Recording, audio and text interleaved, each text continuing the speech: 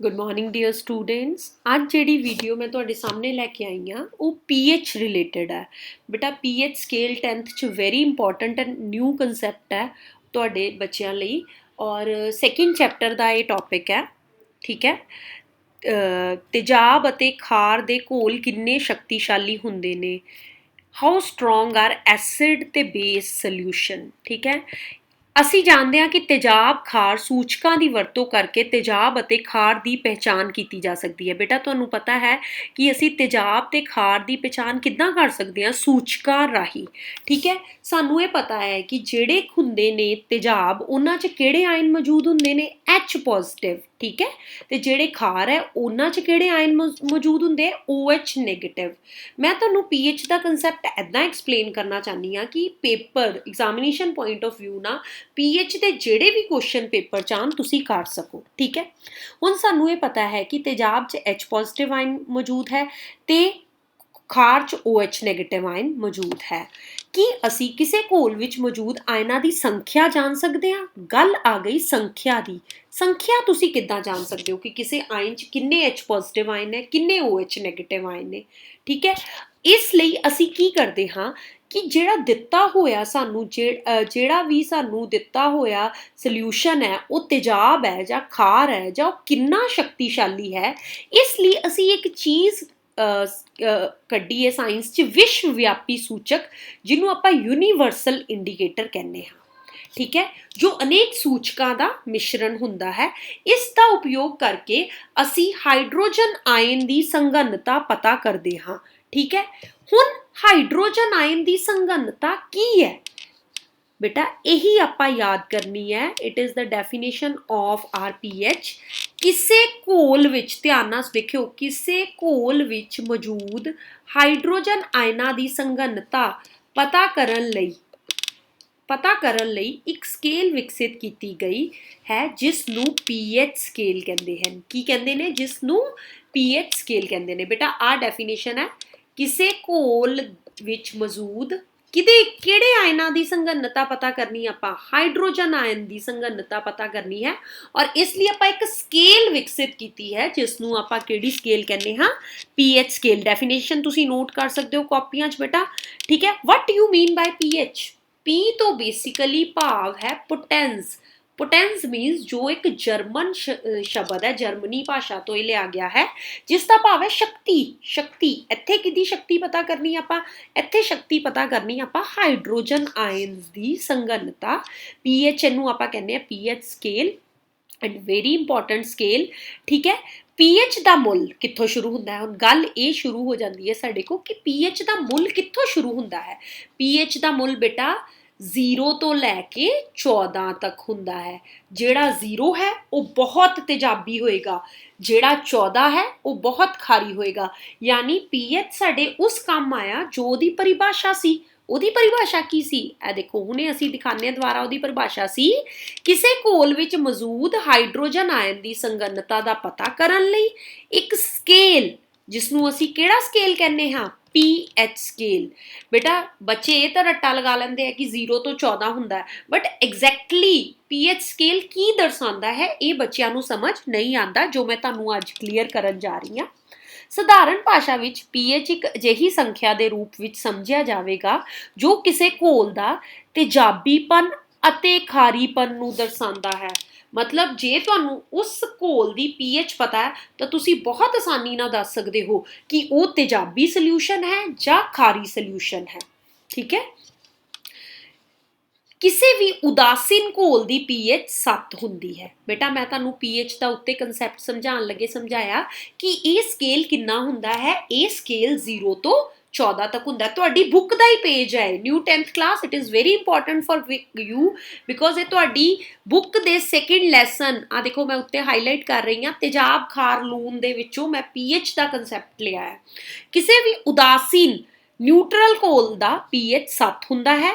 ਜੇਕਰ ਕਿਸੇ ਘੋਲ ਦਾ ਪੀਐਚ ਸਕੇਲ ਤੋਂ ਮਾਨ 7 ਤੋਂ ਘੱਟ ਹੈ ਤਾਂ ਉਹ ਤੇਜ਼ਾਬੀ ਹੈ। ਪੀਐਚ ਨੂੰ ਯਾਦ ਕਰਨ ਲਈ ਤੁਸੀਂ 3 ਗੱਲਾਂ ਸਭ ਤੋਂ ਇੰਪੋਰਟੈਂਟ ਕਰਨੀਆਂ ਹੈ। ਪਹਿਲਾ, ਜੇ ਕਿਸੇ ਦੀ ਪੀਐਚ 7 ਹੈ ਤਾਂ ਉਹ ਨਿਊਟਰਲ ਹੈ। ਨਿਊਟਰਲ ਮਤਲਬ ਨਾ ਉਹ ਤੇਜ਼ਾਬੀ ਹੈ ਨਾ ਉਹ ਖਾਰੀ ਹੈ। जे किसी का पीएच स्केल च वैल्यू 7 तो घट है तो वो की है, तेजाबी है। अते पीएच का मान जे 7 तो 14 वल वधदा है तो वो घोल की है, वो घोल खारी है।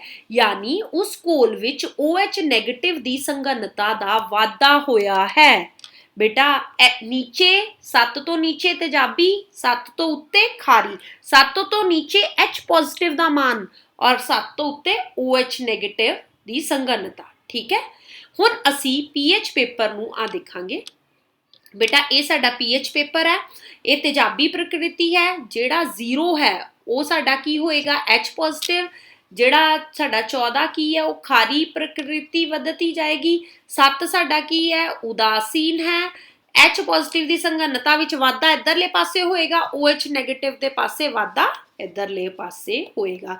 बेटा अगे आ तुहाडी किरिया दित्ती है बुक च 2.11 और ये च उन्हां ने की दिता है कि एक तुहाडे को सारनी ले ली है। उन्होंने कहा है कि इन्हां चीज़ों का टेस्ट करके तुसी पीएच स्केल, बेटा इदा का पीएच स्केल तुहानूं लैबोरेटरी च मिले जिन्हों मैं कर रही हाँ। देखो ऐदा ही होएगा 0 1 2 3 4 5 6 7 अप टू 14। और ये question very important question examination point of view नाल वेरी इंपॉर्टेंट क्वेश्चन जो पेपर च पूछा जाता है। ठीक है, उस तो पहले मैं तुहानूं ये सारनी एक्सप्लेन करदा कि उन्होंने कहा कि लार दा तुसी की करोगे, पीएच का टेस्ट करोगे भोजन तो पहला भोजन तो बाद। नींबू का रस का पीएच का टेस्ट करोगे तो देखोगे मान कितना आंदा है। गाजर का रस, कॉफी का, टमाटर का रस, ये तुहानूं ये पता लग जाएगा कि किहड़ी वस्तु तेजाबी है अते किहड़ी वस्तु खारी है। ठीक है, ये नीचे तुहानूं पीएच का स्केल दिता है। ठीक है, इहदे विच देखो बेटा गैस्ट्रिक रस, असीं कई बारी कहने कि साडे पेट च मतलब गैस्ट्रिक रस जिहड़ा है ओदी जिहड़ी पीएच है लगभग 1.2 हुंदी है, इहदा मतलब वो तेजाबी हो गया। नींबू का रस ओदी पीएच लगभग 2.2 हुंदी है, इहदा मतलब वो भी तेजाबी है। शुद्ध पानी ते खून, these two are neutral things. Neutrals मतलब शुद्ध पानी, डिस्टिल्ड वाटर, कशिदत पानी, इसकी पीएच 7 हुंदी है। खून की पीएच 7.4 हुंदी है। मिल्क ऑफ मैग्नीशिया की पीएच 10 हुंदी है। सोडियम हाइड्रोक्लोरिक एसिड दे घोल की पीएच 14 हुंदी है। बेटा पेपर च as such 10th class as such pH का स्केल इदा दिता हुंदा है। गैस्ट्रिक रस लिखिया हुंदा है, नींबू रस, शुद्ध पानी, milk of magnesia, sodium hydroxide. और ये पूछा जाता है कि दसो गैस्ट्रिक रस की पीएच 1.2 है, ये तेजाबी है कि खारी है। नींबू रस की पीएच इन्नी है, दसो ये तेजाबी है कि खारी है। मिल्क ऑफ मैग्नीशिया की पीएच 10 है, दसो ये तेजाबी है कि खारी है। बेटा very important on the base of examination point of view ये क्वेश्चन मैं लिया है। ठीक है, और ये पीएच तुहानूं आसानी ना दस देगा ये स्केल की किहड़ी चीज़ तुहाडे को तेजाबी आ गई, किहड़ी चीज़ तुहाडे को खारी आ गई। तेजाब अते खार की शक्ति उत्पन्न कीते लड़ीवर H पॉजिटिव अते OH नैगेटिव आयना की संख्या उत्ते निर्भर करती है। ठीक है, जेकर असी हाइड्रोक्लोरिक तेजाब अते एस्टिक तेजाब का समान संघनता मान लो मोलर दे विच लैने हाँ तो वख-वख मात्रा विच हाइड्रोजन आयन पैदा करनगे। क्यों बेटा, क्योंकि H पॉजिटिव जिहड़ा H पॉजिटिव है वो तुहाडे को HCl ज़्यादा तेजाबी है, जबकि जे एस्टिक एसिड है तो वो कोई इन्ना स्ट्रोंग एसिड नहीं है, वो सिंपल घट मात्रा विच H पॉजिटिव आयन पैदा करता है अते वो कमजोर तेजाब है। ठीक है, कल जिहड़ा मैं टॉपिक लवांगी इस पीएच नूं रिलेटेड वो लवांगी कि रोजाना जीवन च इस पीएच का की महत्व है। एक बारी फिर जल्दी मैं तुहानूं रिवाइज करा दा जो अज आपां कीता।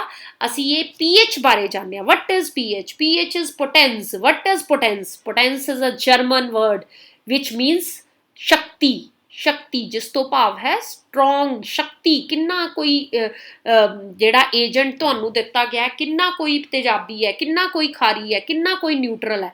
बेटा एक क्वेश्चन इच मैं होर स्किप नहीं करना चाहांगी, पूछा जाता है किस चीज़ की पीएच 7 है। दो एग्जाम्पल तुसीं इच दे सकते हो, शुद्ध पानी, दूजी खून।